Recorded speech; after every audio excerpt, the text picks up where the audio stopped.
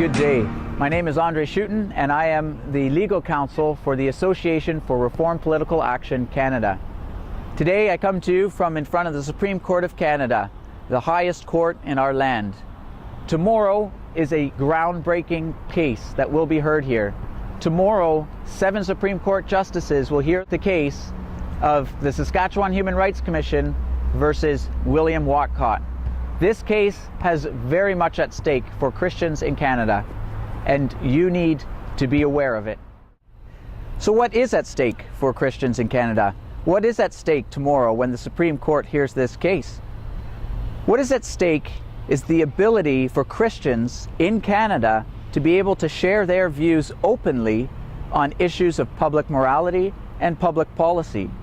What is at stake tomorrow is whether or not Christians have the ability to share the unadulterated truth of the gospel with other Canadians.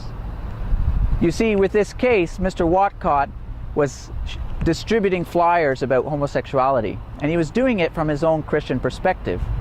But he was fined $17,500 for offending 4 different people with those flyers. The truth is that the gospel of life is offensive to some people. And no matter how much we speak the truth in love, there will always be some who are offended.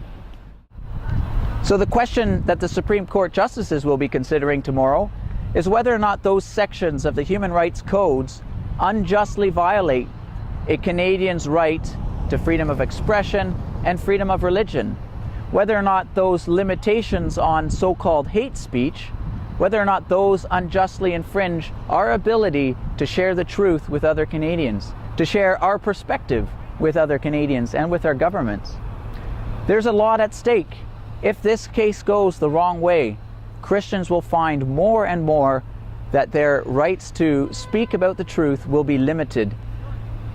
This is of grave concern, especially from an evangelical point of view.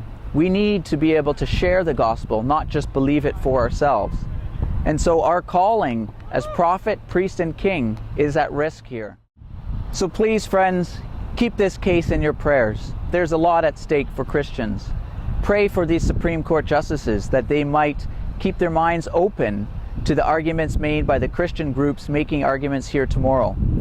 And please also pray for our governments that they might have the courage to pass laws that properly protect our freedom to share the truth. Thank you very much.